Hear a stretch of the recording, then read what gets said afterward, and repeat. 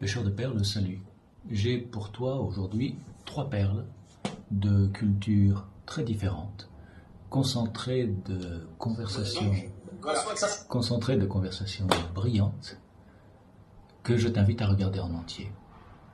On regarde. J'en suis venu à adopter la position abstentionniste. Je me suis même fait rayer officiellement des listes électorales pour éviter toute rechute.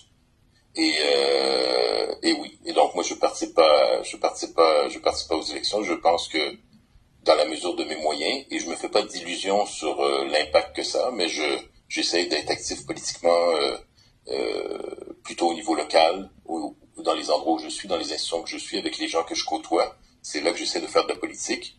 Et je dis pas que ça a un impact démesuré sur la société, mais assurément un vote n'a pas d'impact sur la société. Donc et la plupart de mes amis qui votent pour des partis politiques qui ont jamais gagné. Et je pense que mes amis un jour vont mourir sans jamais avoir voté pour un parti qui va avoir gagné ses élections. Un adepte de plus d'Élisée Reclus, géographe libertaire qui, dans une lettre de 1885, écrivait « Voter, c'est abdiquer. Nommer un ou plusieurs maîtres, pour une période courte ou longue, c'est renoncer à sa propre souveraineté.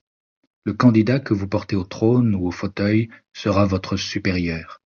Vous nommez des hommes qui sont au-dessus des lois, puisqu'ils se chargent de les rédiger et que leur mission est de vous faire obéir. » Il n'y a que l'Europe de l'Ouest qui est concernée, en fait, l'Union européenne, pour être très clair. Il n'y a que les pays de l'Union européenne qui sont concernés par ce totalitarisme dictatorial, les deux choses n'étant pas semblables, qui est en train de se mettre en place. Donc le monde entier nous observe, mais le monde entier ne rentre pas dans ce délire.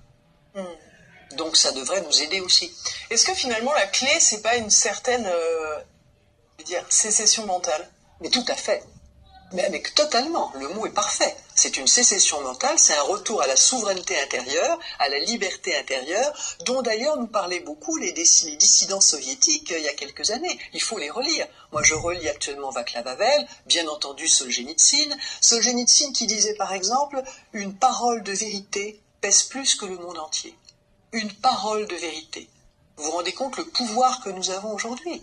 Si tous les Français disent une parole de vérité, simplement de temps en temps, ce que vous dites là, je ne comprends pas. C'est même pas prendre des risques à venir, comme nous sommes aujourd'hui, sur un plateau pour expliquer les choses. C'est simplement dire, là, je ne suis pas d'accord avec vous, ça, moi, je ne vois pas la même chose. Remettre le réel au centre du débat, remettre la vérité, et que le mensonge ne passe pas par nous.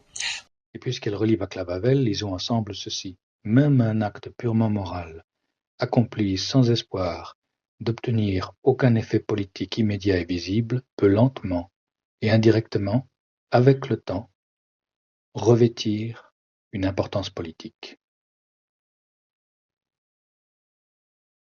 Le même Václav Havel décrivait déjà assez bien l'autoritarisme totalitaire en 1979 dans son livre Le Dissident. Comme le régime est prisonnier de ses propres mensonges, il doit tout falsifier. Il falsifie le passé, il falsifie le présent et il falsifie le futur. Il falsifie les statistiques. Il prétend ne pas posséder d'appareil policier omnipotent et sans principe. Il prétend respecter les droits de l'homme. Il prétend ne persécuter personne. Il prétend ne rien craindre. Il prétend ne rien prétendre. La révolte à l'ouest, moi je ne la vois pas. À la limite, ce qu'on peut penser, comme à l'époque de la mise à mort des Irlandais ou des Italiens du Sud, pour des raisons de mafia ou de violence de l'impérialisme anglais, des gens qui massivement partent là où la vie est meilleure. Et ça, si tu réfléchis bien, ça s'appelle le Far East.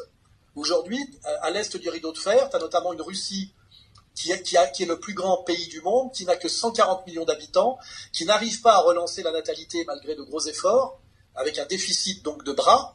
Et là, je dis par exemple à ces agriculteurs-là, qui est désespérés, aujourd'hui, je crois que la Russie tend les mains aux agriculteurs français qui ont un savoir-faire, on leur donnerait même, des terres comme on le faisait à l'époque de la valorisation du Far West, à l'époque de ce qu'on appelle la frontière. Aujourd'hui, de ce qu'on appelle les pionniers, tu sais, qui allaient vers les terres offertes dans l'Amérique on va dire, c'est assez récent, hein, l'Amérique du 19e siècle. Hein.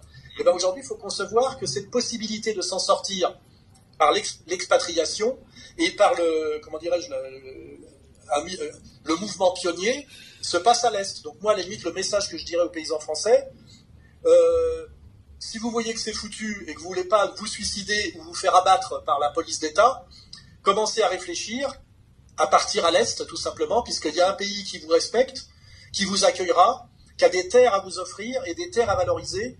Et bon, ça s'appelle le Far East, n'est-ce pas? Et en fait, il faut commencer à parler de ça, tu sais, la ruée vers l'Est.